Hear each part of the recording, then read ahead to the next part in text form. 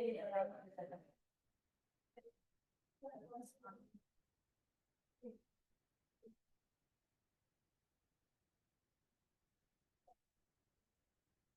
कहते हैं आप?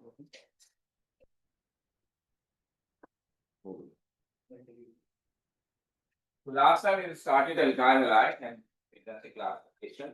How they are classified into primary, secondary, and tertiary alkyl halides. So moving on, should be there methods of preparation. Certain advantages now. ये जो hydrocarbon का chapter हमने cover किया है that was very important because उसकी roots बाकी chapters को भी थोड़ी थोड़ी टच कर रही हैं।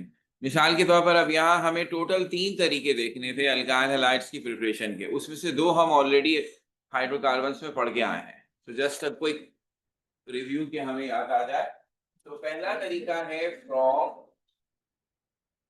अल्कीन्स।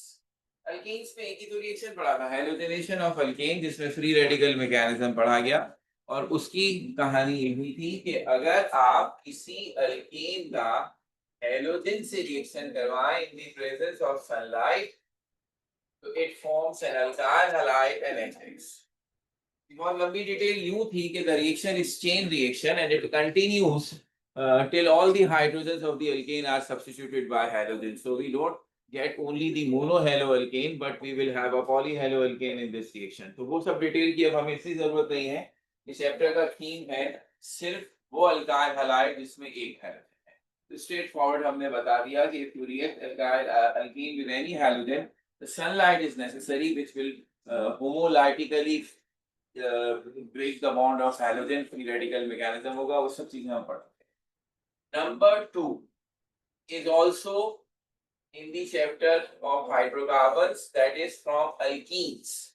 कीन्स में एडिशन रिएक्शंस पढ़े थे, अब रिकॉल करते जाइए। जब अल्कीन में हाइड्रोजन ऐड करते थे तो वो अल्केन बन जाता था, अल्कीन्स में हैलोजन ऐड करते थे तो वो डायहेलो अल्केन या विसिनल डायहैलाइड बनता था, और जब अल्कीन में हैलोजन एसिड ऐड करते थे दिस वाज कॉल्ड हाइड्रोहैलोजिनेशन, तो वो अल्काइल हैलाइड बनाता था। That was the first example जब हमने हिड्रो न्यूक्लियर मॉलिक्यूल ऐड किया था, और इसी में हमने मार्कोनिकॉव्स रूल पढ़ा था। तो ये भी अच्छी खासी डिटेल में हमने अल्कीन्स में किया है कि alkenes when reacts with halogen acid they simply forms alkyl halide। Say you have ethene NHCl, this will give you chloroethane। इसमें भी अच्छी खासी डिटेल में सारी बात हुई थी, हमें याद आनी चाहिए, खास तौर पर इस सेंस में कि कौन से हैलोजन एसिड जल्दी रिएक्ट करते हैं और कौन से हैलोजन एसिड का टाइम लेते हैं। तो ये बात भी हमें याद हो कि ये था ऑर्डर ऑफ रिएक्शन। सबसे जल्दी HI हाइड्रोजन आयोडाइड ऐड होता है और सबसे मुश्किल से hydrogen chloride, and the reason is जिसका बॉन्ड वीक होगा, लेस पोलर होगा, वो आसानी से ऐड हो जाएगा। HF हाईली इलेक्ट्रोनेगेटिव एलिमेंट है और उसका ये बॉन्ड बहुत स्ट्रॉन्ग पोलर बॉन्ड है। HF का मॉलिक्यूल बहुत मुश्किल से टूटता है, इसलिए उसका एडिशन भी बहुत देर से। ये सब हम कर चुके, तो ये टोटली हमारे लिए रिकैप था। जो चीज नहीं है, पहले नहीं की हुई, वो है the preparation of alkyl halides from alcohols. Advantage इसमें भी एक थोड़ा था, अभी नहीं की हुई है लेकिन अल्कोहल्स में ये बड़े करनी पड़ेगी हमें। तो इसका मतलब अगर अब ये आज पढ़ रहे हैं तो फिर अल्कोहल्स में जब हम बताएंगे तो हम आपसे कहेंगे कि ये दोबारा आ गया। तो the same reaction will be repeated in alcohol. तो एक लिहाज से ये तीनों प्रिपरेशन ऐसी हैं जो हमें दो दो दफा अपने ही सिलेबस में मिल रही हैं। अल्कोहल्स के साथ प्रिपरेशन है तो स्ट्रेट फॉरवर्ड, लेकिन उसके 3 अलग अलग तरीके हैं। So there are 3 different chemicals with which alcohols can react to produce alkyl halides. वगैरह में पढ़ा चुका हूँ। क्या सो रहे थे? मैं तो तुम्हें काबिल भरोसा आदमी समझता था, आज तुमने मेरा सारा साफ चिकनाचूर कर दिया। कहाँ तक पढ़ा दिया था? सारी प्रिपरेशन हो गई थी, अभी अभी हमें इत्तला मिली है, तो मैं चूंकि लिख चुका हूँ तो मेरा हाथ कांप रहा है, तो इसलिए आप सिर्फ याद दोबारा सुन लेंगे। हैलोजन एसिड के साथ, PX3 के साथ और SOX2 के साथ। we all have alkyl halide with some substance. तो ये सब हो चुकी बात, जस्ट कोई देखा। अब हमारी असल बात आ गई कहां पर, the reactions of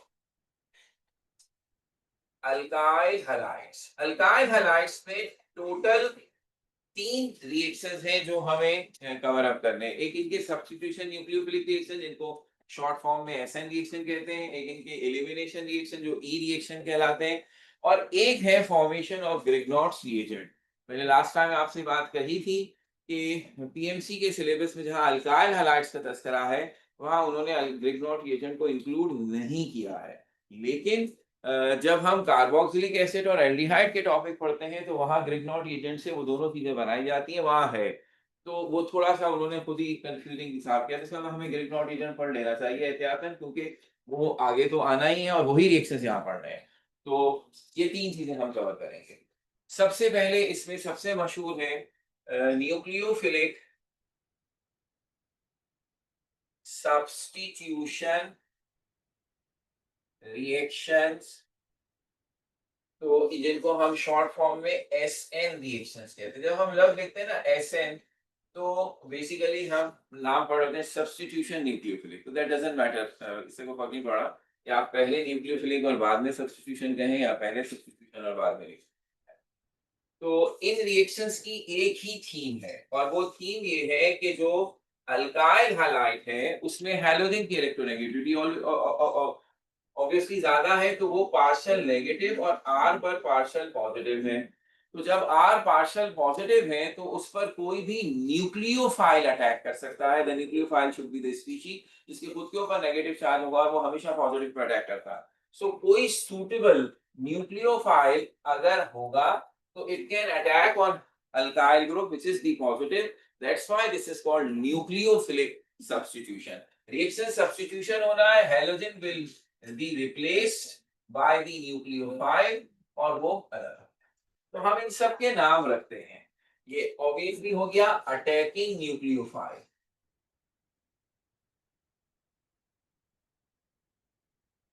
जिस पर अटैक हो रहा है अल्काइल हैलाइड पर उसके लिए लफ्ज इस्तेमाल होता है substrate, the substance under attack. तो जो भी चीज किसी रिएजेंट पर एक्ट करती है तो वो रिएजेंट बेचारा कहलाता है सबस्ट्रेट, और ये बन गया हमारा सब्स्टिट्यूटेड प्रोडक्ट। जबकि हैलोजन को हम कहेंगे the group which is leaving group, जिसने अब हमारे कंपाउंड को छोड़ दिया। अब यही सिंपल इक्वेशन है, इसमें कहीं कोई कॉम्प्लिकेशन नहीं है। You just have need to put कि कौन है न्यूक्लियोफाइल तो क्या बनेगा। सो न्यूक्लियोफाइल बहुत है जो ये काम कर सकते हैं। हमारे सिलेबस में 6 का तस्करा है, तो हमें सिर्फ उन्हीं पे फोकस करना है।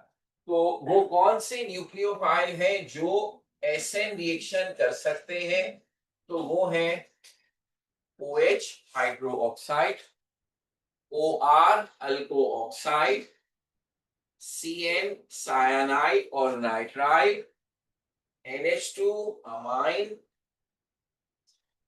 SH हाइड्रोजन सल्फाइड और अल्कानोइड।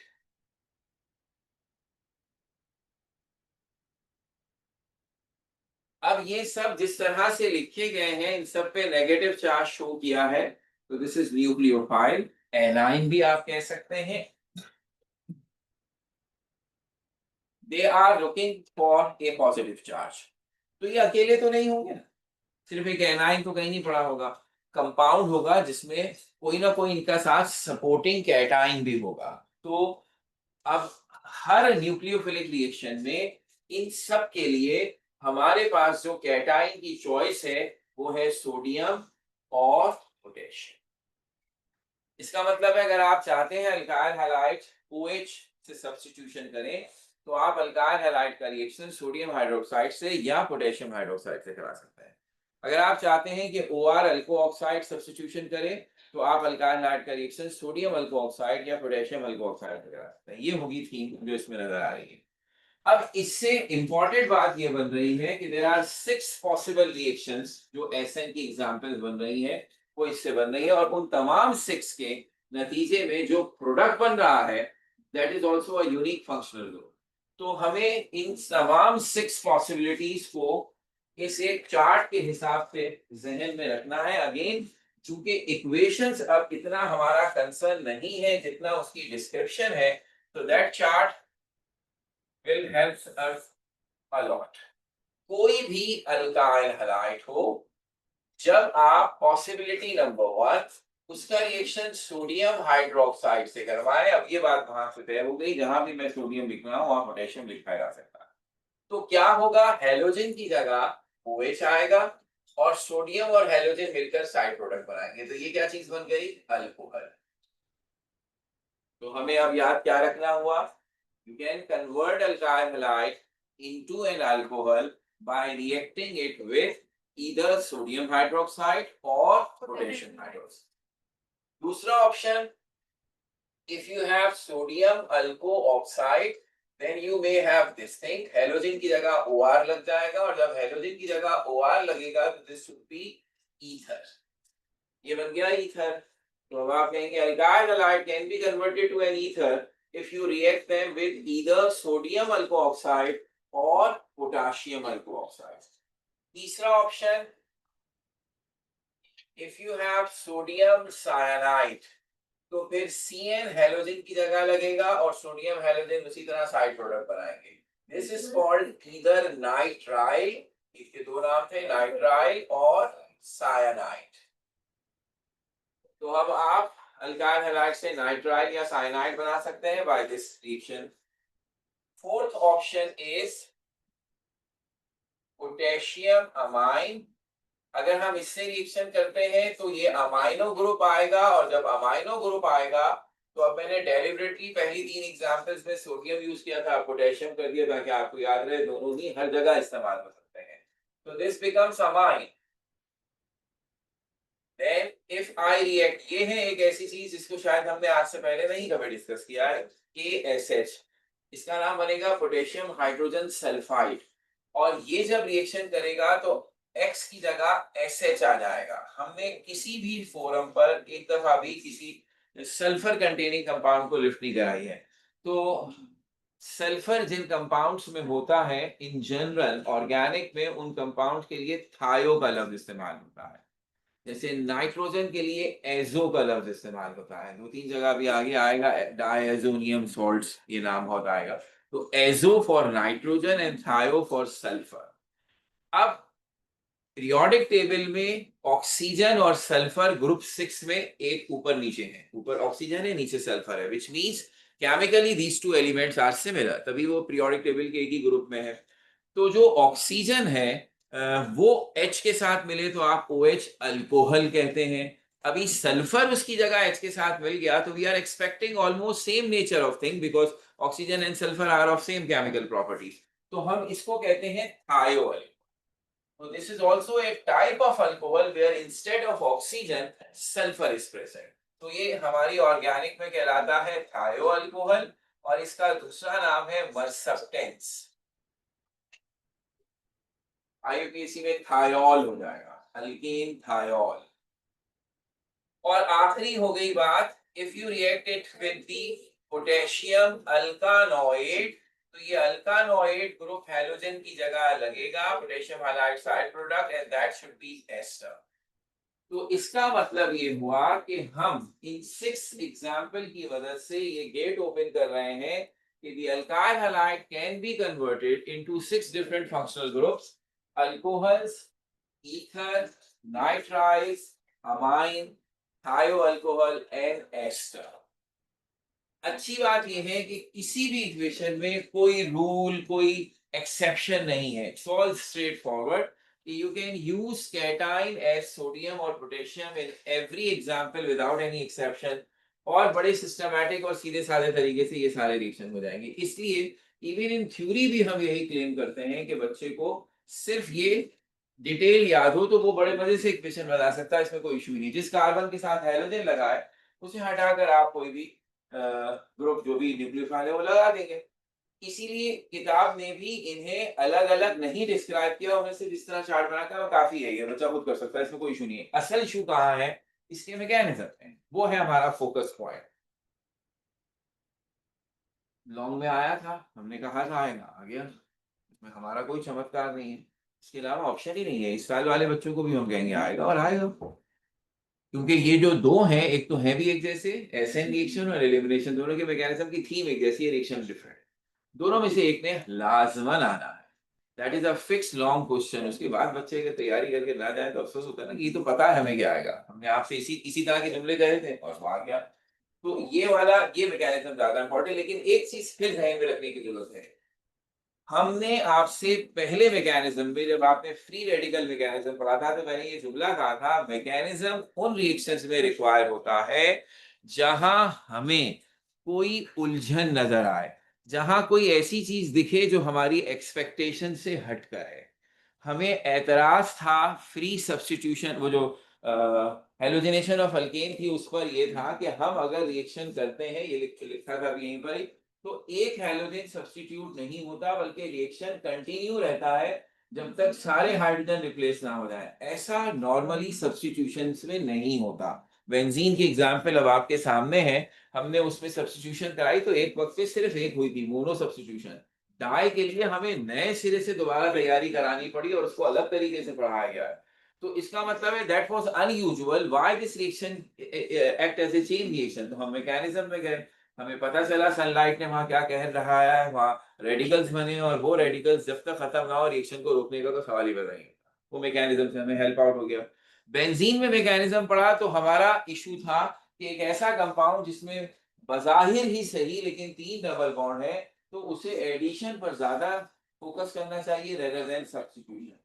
तो वाई सब्स्टिट्यूशन इन बेंजीन, तो हमने मैकेनिज्म के जरिए और क्लियरली बता दिया कि जब बेंजीन रिएक्शन करने जाता है कोशिश बेचारे की यही होती है कि वो एडिशन करे, लेकिन वो जो उसका इरीनियम आयन बनता है वो रेजोनेंस शो करता है and that resonance make it stable and it shows the substitution reaction. और हमें पता चल जाता है कि बेंजीन का जो डीलोकलाइज्ड पाई इलेक्ट्रॉन सिस्टम है, it is not the ordinary pi electrons, इसलिए उनका बिहेवियर बिल्कुल डिफरेंट है। मैकेनिज्म ने क्लियर कर दिया। यहाँ क्या प्रॉब्लम है, तो सीधे सीधे रिएक्शन है, हमने कहा सीधे सीधे नहीं है।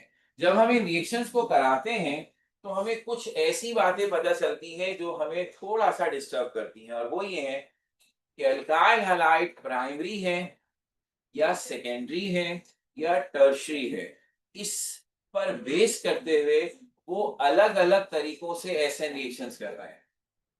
तो क्यों कर रहे हैं, जब सब अल्काइल हैलाइड है तो सबको एक ही तरीके से करना चाहिए। तो इस पर हम उसको एक्सप्लेन करने के लिए कि why for only for this reaction हमें ये प्राइमरी सेकेंडरी टर्शियरी का कॉन्सेप्ट पढ़ना पड़ा, वरना हमें अभी जरूरत ही नहीं, जब आईयूपीएससी में तो हमने इतना अच्छा हिसाब बना दिया। तो हमने कहा कि क्या वजह है, तो वो वजह अब हम इस मैकेनिज्म में पढ़ेंगे। We start with that common sense कि कभी भी किसी चीज को सब्स्टिट्यूट करना हो तो उसके दो पॉसिबल तरीके हैं। एक तरीका ये है कि जो चीज रिप्लेस करनी है उसे पहले हटा दें, जगह खाली कर दें। फिर सेकेंड स्टेप ये हो कि जो नई चीज वहां लानी है उसे अब वहां पर प्लेस कर दें। सो अगर हम सब्स्टिट्यूशन करते हैं, एक सिंपल सी बात है, तो that has 2 steps, removal of old and then introduction of new. और ये इसलिए भी बहुत जबरदस्त कॉमन सेंस है कि अगर आप अपने आसपास की जिंदगी में देखेंगे तो आपको मोस्टली जगहों पर ये फील होगा कि यही मैकेनिज्म फॉलो करना पड़ेगा। मसलन इस ऑडिटोरियम में अगर हमें किसी बेंच को रिप्लेस करना है तो क्या ऐसा हो सकता है कि वो बेंच हटाए बगैर एक और बेंच इस रूम में आ जाए, जगह ही नहीं है। और ऐसा ही in most of the cases आपके घरों में भी है। अगर हमें अपने घर की कोई चीज रिप्लेस करनी है, कोई बेड रिप्लेस करना है, तो जिस कमरे में वो बेड पड़ा है, क्या आप समझते हैं कि उस कमरे में इतनी बड़ी जगह होगी कि एक और बेड उसके साथ रख लें? यार ग्राउंड में तो नहीं रहते ना, घर में रहते हैं। तो इसका मतलब है हर जगह ऐसा ही है, जब हम चीजें रिप्लेस करते हैं थोड़ी देर के लिए सही, कि हमें फोन आ गया कि नया फर्नीचर आ रहा है, तो हम फौरन कहेंगे अब ये पुराना हटाओ, ताकि वो रखेंगे कहाँ, इसको बाहर रखो ताकि जगह खाली हो जाए। So that is a common sense कि replace the old one and introduce the new one, ये दो अलग अलग स्टेप हो, दैट इज वन पॉसिबिलिटी। और दूसरी पॉसिबिलिटी वही है कि नहीं जी दो में करने की क्या जरूरत है, एक दोनों काम एक साथ कर दो। ये तब होगा जब आप किसी ऐसी चीज को रिप्लेस करेंगे जो कंजस्टेड इलाके में नहीं हो। इस पूरे ऑडिटोरियम में सिर्फ एक ही कुर्सी पड़ी हो टूटी हुई, और हम कहें इसी जगह नई वाली रख दो, तो फिर ये जिद करने की जरूरत नहीं है कि पहले इसे हटाओ, पूरा ऑडिटोरियम खाली पड़ा, फिर हटाने की जरूरत है। नई वाली आएगी तो खुद ही कितना काम आके बाहर फेंक देंगे। तो इसका मतलब है यस देयर एग्जिस्ट 2 पॉसिबिलिटीज। तो हमें फैसला ये करना है कि ये दोनों पॉसिबिलिटीज सब्स्टिट्यूशन में कैसे होती हैं, इनमें क्या खूबियां होती हैं, और फिर ये रीजन देंगे कि कौन सी पॉसिबिलिटी के लिए कौन सा अल्काइल हैलाइड मौजूद है। यानी 2 स्टेप कौन से अल्काइल हैलाइड्स करेंगे और 1 स्टेप कौन से अल्काइल हैलाइड करेंगे। तो एसएन भी इसी तरह है और बाद में एलिमिनेशन भी, दोनों का अंदाज बिल्कुल एक जैसा था। रट्टे आपने अच्छे लगाए हुए होंगे। अब इसको शॉर्ट की पॉइंट्स की सूरत में देखते हैं। मैकेनिज्म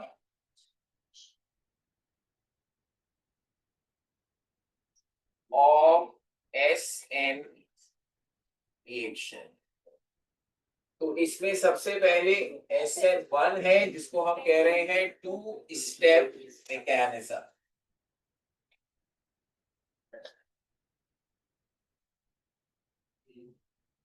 इसका मतलब है कि SN तो सब्स्टिट्यूशन न्यूक्लियोफिलिक बन गया, लेकिन ये जो 1 लिखा है ये कुछ और चीज है, क्योंकि इसमें स्टेप तो 2 है और जो SN2 कहलाता है उसमें 1 स्टेप है। तो इसका मतलब है स्टेप का नाम से कोई ताल्लुक नहीं है, ये 1 और 2 किसी और चीज के लिए वो अब आ जाएगा।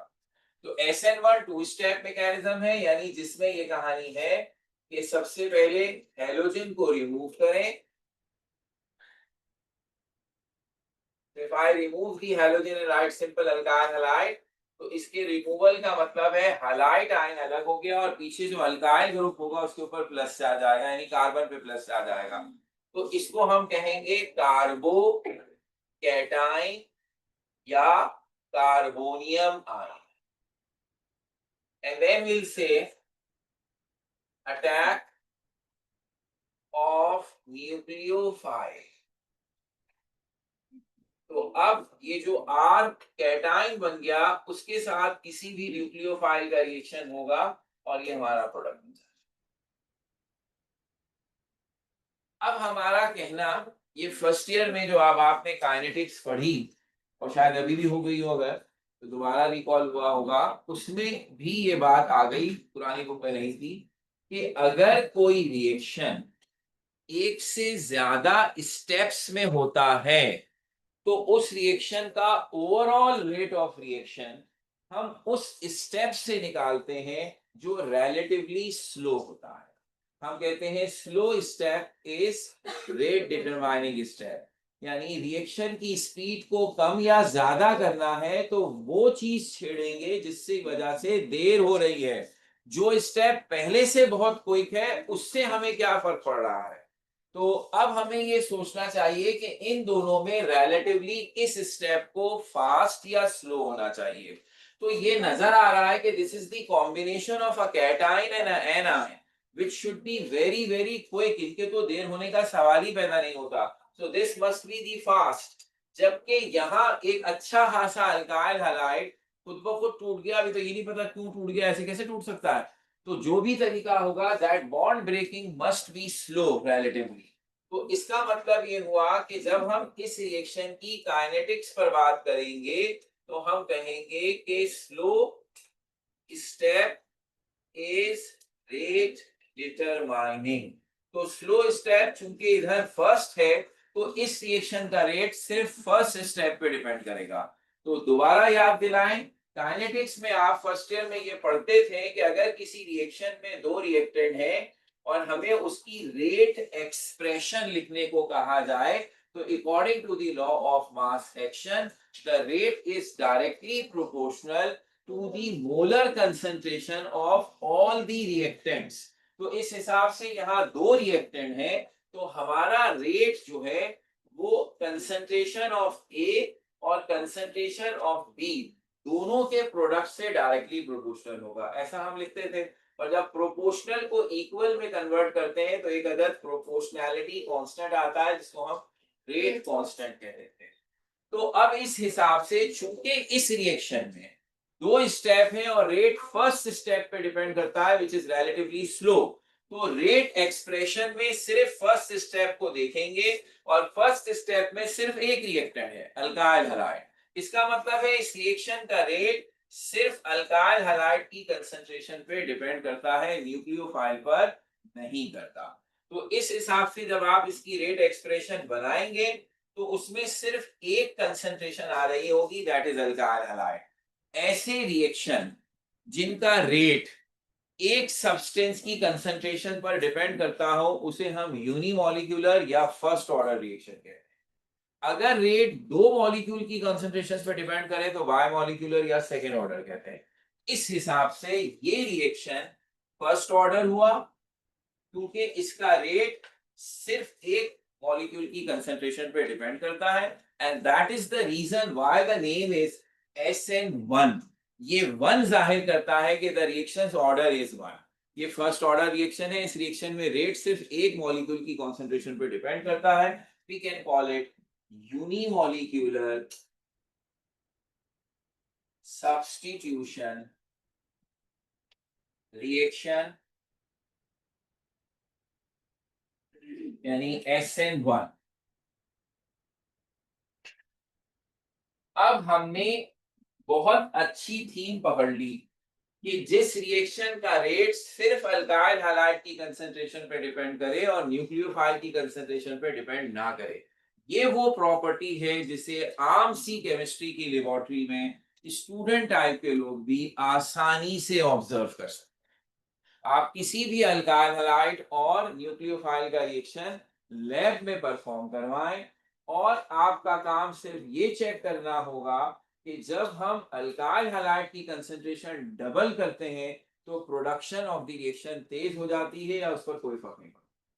जब हम न्यूक्लियोफाइल ऐड करते हैं तो व्हाट हैपेंस, तो हमारी ऑब्जर्वेशन होगी कि केमिकल रिएक्शन के दौरान जब न्यूक्लियोफाइल की कंसंट्रेशन डबल की गई तो उस पर कोई फर्क नहीं पड़ा, लेकिन जब अल्काइल हैलाइड की कंसंट्रेशन डबल की गई तो द रिएक्शन बिकम्स रैपिड। तो it means that follows SN1 mechanism. तो जब ये सब कुछ देखा तो रिजल्ट ये मिला कि 3 degree alkyl halides and 2 degree alkyl halides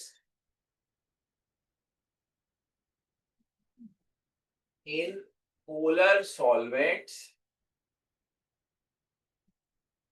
follow SN1 reaction। तो SN1 रिएक्शन आमतौर पे 3 डिग्री और 2 डिग्री करते हैं provided that the solvent must be polar. 1 degree अभी कुछ भी नहीं कर रहा है, वो इसमें शामिल नहीं है। पोलर सॉल्वेंट की क्या बीच में आपने खामखा में एक बात डाल दी, तो वो बात है जिसको हमने यहाँ छोड़ा था अधूरा। कोई भी केमिकल जो पोलर बॉन्ड से बना हुआ हो, जिसमें कोई बॉन्ड पोलर हो, पार्शियल नेगेटिव पॉजिटिव चार्ज हो, वो अपने आइंस में डिसोसिएट होता है जब उसे किसी पोलर सॉल्वेंट में डाला जाए। पोलर सॉल्वेंट की सबसे कॉमन एग्जांपल है पानी। तो अगर आप अल्काइल हैलाइड को पानी में डिसॉल्व करते हैं तो चूंकि इसमें कार्बन हैलोजन बॉन्ड पोलर है तो वो पानी में जाके डिसोसिएट होकर बनाएगा कैटायन एनायन। लेकिन अगर आप इस अल्काइल हैलाइड को किसी नॉन पोलर सॉल्वेंट में डिसॉल्व करते हैं जैसे हाइड्रोकार्बन्स हेक्सेन हेप्टेन ऑक्टेन, तो ये अपने आइंस में डिसोसिएट नहीं होता। सो डिसोसिएशन इन आइंस की शर्त है, not for only alkyl halide, this is for the complete chemistry. Inorganic में खास तौर पर जो सॉल्यूशंस का चैप्टर है उसमें ये बात हम कहते हैं कि अगर पानी या पानी जैसे किसी पोलर सॉल्वेंट में आप आयोनिक कंपाउंड या पोलर कंपाउंड डिसॉल्व करें तो वो अपने आइंस में डिसोसिएट हो जाते हैं। ठीक है ना। तो इसका मतलब है यहाँ आइंस में डिसोसिएट होने का जो कमाल हासिल हुआ है हमें, उसके पीछे कौन है? Polar solvent. अगर ये ना हो तो ये आयनाइज ना हो, अगर ये आयनाइज ना हो तो रिएक्शन ही ना हो, फिर SN1 तो नहीं हो सकता ना। तो SN1 की शर्त है कि पहला स्टेप आयोनाइजेशन, और आयोनाइजेशन की शर्त है पोलर सॉल्वेंट। इसका मतलब है जब आप पोलर सॉल्वेंट इस्तेमाल करेंगे तभी आप एक्सपेक्ट करेंगे कि हम इस मैकेनिज्म को फॉलो कर सकते हैं। तो ये हमने सॉल्वेंट की कहानी सुना दी। अब देखिए SN2 क्या है। SN2 है वन स्टेप मैकेनिज्म, यानी अब यही काम एक ही स्टेप में होगा। यानी जैसे ही पार्शियल पॉजिटिव कार्बन पर न्यूक्लियोफाइल अटैक करके उसे बॉन्ड बनाने की कोशिश करेगा, एन उसी टाइम पर कार्बन हैलोजन का बॉन्ड ब्रेक होगा, यानी दोनों इवेंट एक साथ होंगे। The breaking of old bond of halogen with carbon and the making of new bond of nucleophile with carbon will take place simultaneously at the same time. तो इस हिसाब से हमारी इक्वेशन कुछ ऐसे बनती है कि if you have say alkyl halide and you are reacting it with nucleophile, तो हमने कहा लम्हे भर के लिए ये सिचुएशन आएगी, the nucleophile is approaching to the alkyl group and the halogen is leaving the alkyl, so the bonding and dissociation take place simultaneously. हम इस स्टेट को कहते हैं ट्रांजिशन स्टेट। और चूंकि ये इंतहाई अनस्टेबल सिचुएशन है, अगर मैं इस आर की जगह प्रॉपर कोई एग्जांपल लिखूं तो हमें एहसास होगा कि कार्बन के साथ 5 बॉन्ड बन रहे होंगे, विच इज इम्पॉसिबल। इसलिए जैसे ही ये न्यूक्लियोफाइल अप्रोच करना शुरू करता है, लाजमी तौर पर या तो न्यूक्लियोफाइल को ठुड्डे देकर भगा दो या फिर हेलोजन को भगाओ। एक साथ 5 चीजें नहीं आ सकती। सीधी सी बात है ना, जहां चेयर्स में 3 लोगों के बैठने की जगह है, वहां चौथा आ जाए तो दो में से एक बात होगी ना। या तो वो वीक होगा तो आप उसे बैठने नहीं देंगे, और अगर वो स्ट्रांग हुआ तो आप में से किसी को उठाएगा और उसी जगह पे बैठ जाएगा। सिंपल, 5 तो बैठ ही सकते हैं ना भाई। तो इसलिए यहां पर भी यही है कि nucleophile must be something which has an ability to replace the halogen. तो अब जैसे ही ये सिचुएशन आएगी, the nucleophile will react with R and the halogen will be dissociate. तो रिलेटिवली ट्रांजिशन स्टेट से प्रोडक्ट बनने का प्रोसेस बहुत तेज होता है, बिकॉज ये स्टेट बिल्कुल भी स्टेबल नहीं। लेकिन ये सिचुएशन हमें मिल जाए कि हैलोजन होते हुए भी न्यूक्लियोफाइल आर तक पहुंच जाए, that is something difficult, so this is slow start. तो अब इसका हिसाब बहुत ही सिंपल हो गया। If you have the kinetics, तो अब आपको साफ दिखाई दे रहा है कि जिस स्टेप को आप रिलेटिवली स्लो मान रहे हैं उसमें दो रिएक्टेंट्स हैं, इसलिए ऐसे रिएक्शंस का रेट न्यूक्लियोफाइल और अल्काइल हैलाइड दोनों की कॉन्सेंट्रेशन से डायरेक्टली प्रोपोर्शनल होगा। इसलिए जब आप इसकी रेट एक्सप्रेशन लिखेंगे with the rate constant, it would be like this. और जब हमें दिख रहा है कि the reactions rate depends upon the concentration of two different molecules, that is alkyl halide and nucleophile, then it means this reaction is second order, जिसको आप bimolecular substitution nucleophilic reaction कहेंगे।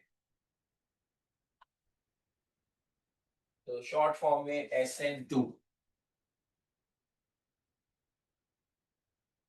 आयनाइजेशन यहां नहीं चाहिए, इसलिए polar solvent is not a requirement. तो अब जब हमने चेक किया तो हमें पता ही चला कि 1 degree alkyl halides, primary alkyl halides हर सॉल्वेंट में, इन ऑल सॉल्वेंट्स, और 2 degree alkyl halides non polar solvents में अंडरगो SN2 रिएक्शन। तो अब समरी ये बनी कि टर्शियरी अल्काइल हैलाइड्स सिर्फ करते हैं SN1 reaction, primary alkyl halide सिर्फ करते हैं SN2 रिएक्शन, कोई भी सॉल्वेंट। असल जो बेचारा दोस्त है दोनों तरफ, वो है सेकेंडरी, वो दोनों काम कर सकता है डिपेंडिंग अपॉन कि आपने उसे कैसा माहौल दिया है। पोलर सॉल्वेंट दिया है तो आयनाइज हो जाएगा और SN1 करेगा, नॉन पोलर दिया है तो आयनाइज नहीं होगा और SN। अगेन फिर याद दिला रहे हैं, इक्वेशन हमने समझाने के पॉइंट ऑफ व्यू से लिख दी इस मैकेनिज्म की, लेकिन असल स्टफ इस मैकेनिज्म में वो है जो हमने काइनेटिक्स के साथ लिखा है। ये पॉइंट जरूर अहम है कि कौन सा 2 स्टेप है, कौन सा सिंगल स्टेप है। और उसके बाद ये बात इंपॉर्टेंट है कि एक वो रिएक्शन है जिसमें रेट सिर्फ अल्काइल हैलाइड की कंसंट्रेशन पर डिपेंड करता है, वो SN1 हो गया। एक वो है जिसमें रेट दोनों चीजों की कंसंट्रेशन पे डिपेंड करता है, अल्काइल हैलाइड भी न्यूक्लियोफाइल भी, वो SN2 हो गया। दूसरा अहम पॉइंट है कौन से अल्काइल हैलाइड किस मैकेनिज्म को फॉलो करते हैं। तो टर्शियरी हमेशा SN1 करेगा, प्राइमरी हमेशा SN2 करेगा। सिर्फ सेकेंडरी ऐसा है जो सॉल्वेंट के चेंज होने के हिसाब से अपना मैकेनिज्म चूज करेगा। सेम यही स्टोरी रिएक्शन बदलकर अब हम एलिमिनेशन में कहते हैं तो वो बन जाता है E1 एंड E। तो उसमें सबसे इंपॉर्टेंट बात, चूंकि रिएक्शन बदलना है तो हम रिएक्शन का इंट्रो पहले दे दे।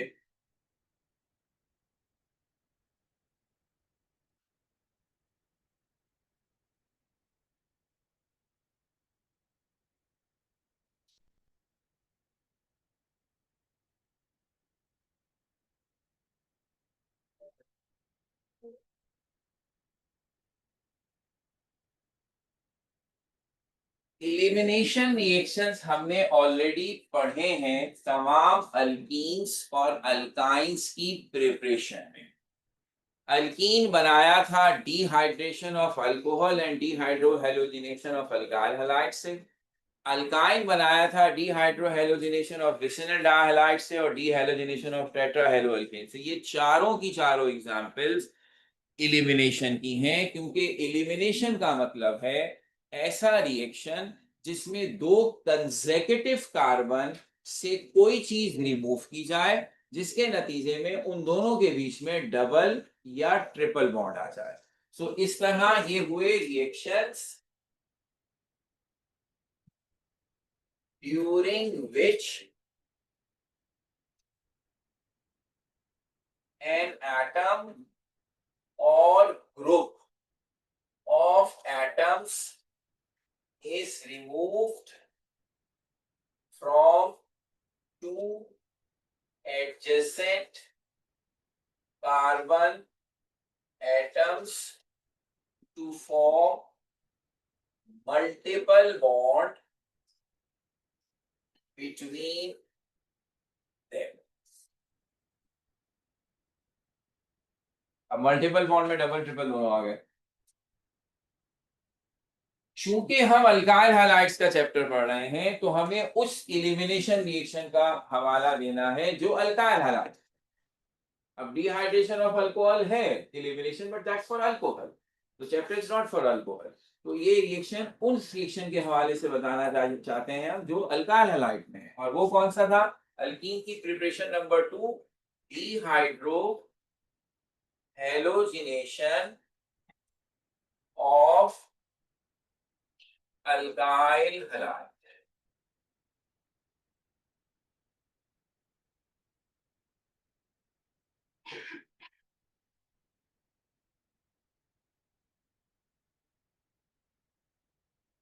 और हम सबको याद है ये वो रिएक्शन होता था जिसमें फर्स्ट कीजिए हम कोई ऐसा अल्काइल हैलाइड लें जिसमें एक कार्बन के साथ हाइड्रोजन और दूसरे का हाइड्रोजन है, तो CH3 भी लिख सकते हैं। हमने चूंकि इस हाइड्रोजन को रिमूव करना है इसलिए मैंने अलग से लिखा। और हम इसका रिएक्शन स्ट्रॉन्ग बेस से कराते थे which is either sodium hydroxide और पोटेशियम हाइड्रोक्साइड इन अल्कोहल। तो KCl वाटर और अल्कीन बनता है। That is the reaction, already पढ़ चुके हैं। तो ये वो है जिसको अब हम मैकेनिज्म के साथ पढ़। सो इसकी सबसे अहम बात, हमारी ऑर्गेनिक का एक तरीका नॉर्मल रहा जो हमने डे 1 से आप तक कम्युनिकेट करने की कोशिश की कि हर ऑर्गेनिक मॉलिक्यूल के दो हिस्से हैं, एक को फंक्शनल ग्रुप कहते हैं और एक उसका नॉन रिएक्टिव पार्ट या हाइड्रोकार्बन चेन। तमाम रिएक्शंस में वो फंक्शनल ग्रुप एक्टिव होता है, वही जो कुछ भी करना है उसी ने करना। उसके साथ जो हाइड्रोकार्बन चेन या अल्काइल ग्रुप लगा होता है वो एज इट इज प्रोडक्ट में चला जाता है। 6 रिएक्शंस लिखे थे अभी हमने, सब्स्टिट्यूशन न्यूक्लियोफिलिक के, हर एक में यही किया, हेलोजन रिप्लेस करके नई चीज लगा दी, मगर वो जो साथ में आर था वो वैसे ही है। अब उस आर में एक कार्बन है या 10 कार्बन है, स्ट्रेट चेन है या ब्रांच चेन है या साइक्लिक है, डजंट मैटर। हमें हेलोजन हटाना है, न्यूक्लियोफाइल लगाना है। The remaining thing is just for the photo session, बस इसका और कोई काम नहीं है। वो फ्रेम है हमारा जिस पे खड़े होकर सब तस्वीरें खिंचवा रहा है। एक दफा OH आ गया, एक दफा OR आ गया, एक दफा वो फ्रेम ऐसे, तो वो कभी भी रिएक्शन में हिस्सा नहीं लेता। यही थीम है पूरी ऑर्गेनिक। प्रॉब्लम राइजेस हियर, यहाँ वो थीम फॉलो नहीं हो रही, यहाँ वो थीम फॉलो नहीं हो रही। हेलोजन था फंक्शनल ग्रुप, उसको हटा देते ना, इस बेचारे हाइड्रोजन ने क्या कसूर किया? ये तो नॉन एक्टिव पार्ट का है। तो ये वो वाहिद रिएक्शन की एग्जांपल्स है जहां फंक्शनल ग्रुप के पड़ोसी कार्बन का हाइड्रोजन भी इन्वॉल्व होता है, विच इज नॉट नॉर्मल। तो that's why we need to know why. जब ये नहीं होता था तो आज क्या मुसीबत पड़ गई? तो ये जानना जरूरी है कि हमारी बात पर अभी भी फर्क नहीं पड़ा है, फंक्शनल ग्रुप ही हिस्सा लेता है। ये बात इसलिए हुई है कि कुछ कुछ फंक्शनल ग्रुप ऐसे होते हैं जो ऐसा धमाल मचाते हैं कि जहां मौजूद होते हैं आसपास की जगह को भी मुतासर करते हैं। तो ये जो हाइड्रोजन हिस्सा ले रहा है तो ये उसकी अपनी जाती काबिलियत नहीं है, ये हैलोजन का फैलाया हुआ फसाद है जिसकी जड़ में वो आया है। तो बेशक हिस्सा वो ले रहा है, लेकिन किसकी वजह से ले रहा है? हैलोजन। वो कैसे, वो हम बताते हैं। जिस कार्बन के साथ फंक्शनल ग्रुप लगा होता है हम उसे कहते हैं अल्फा, उसके बराबर वाले कार्बन को कहेंगे बीटा, और उसके साथ जो भी चीज लगी होगी वो भी बीटा कहलाएगी। तो ये कार्बन बीटा कार्बन कहलाएगा और इसका हाइड्रोजन बीटा हाइड्रोजन कहलाएगा। चूंकि एलिमिनेशन रिएक्शंस में फंक्शनल ग्रुप वाला कार्बन तो इन्वॉल्व होना ही है, अल्फा वाला, साथ साथ बीटा भी इन्वॉल्व होता है, इसलिए हम इन एलिमिनेशन रिएक्शंस को बीटा एलिमिनेशन रिएक्शंस भी कहते हैं। तो लफ्ज एलिमिनेशन कहें या बीटा एलिमिनेशन कहें, this is for the same thing. Beta elimination complete name है, एलिमिनेशन समझिए उसको हमने शॉर्ट कर दिया।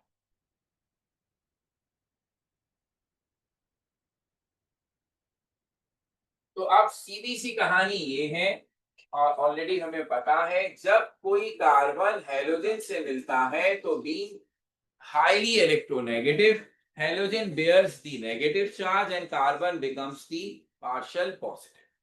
अब अगर ये पार्शियल पॉजिटिव चार्ज किसी और कार्बन से मिलता है तो याद रहे दोनों कार्बन एक जैसे हों तो फिर उनका बॉन्ड नॉन पोलर है और वो इक्वल 50-50% शेयरिंग करते हैं। ये दोनों कार्बन एक जैसे नहीं है, ये कार्बन समझिए पार्शियली कैटाइन है। तो कैटाइन क्या करेगा? इलेक्ट्रॉन्स को अपनी तरफ अट्रैक्ट करेगा। अब एक हैलोजन पे तो बस चल नहीं रहा, इसने तो इलेक्ट्रॉन छीना है, तो जो बाकी आसपास चीजें हैं कार्बन अपना गुस्सा उन पर निकालेगा। तो इस कार्बन के साथ जो हाइड्रोजन लगे होंगे और जो कार्बन लगा होगा वो उनके इलेक्ट्रॉन्स को अपनी तरफ खींचेगा because of the positive charge. नतीजा ये है कि इस कार्बन पे पॉजिटिव चार्ज आएगा, हाइड्रोजन पर भी आएगा, ये भी पार्शियल पॉजिटिव हो जाएंगे। तो फिर ये अपना गुस्सा किस पर निकालेंगे? अपने से आगे वालों पर।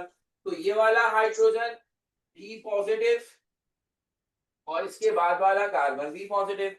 लेकिन जैसे जैसे हम अपने सोर्स से दूर हो रहे हैं हैलोजन से, वैसे वैसे ये जो पार्शियल चार्ज है इसकी स्ट्रेंथ कम होती जाए।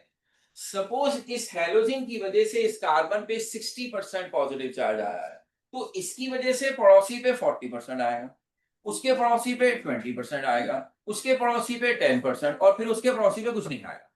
ये इफेक्ट आमतौर पर 4 कार्बन तक धीरे धीरे धीरे धीरे खत्म हो जाता है।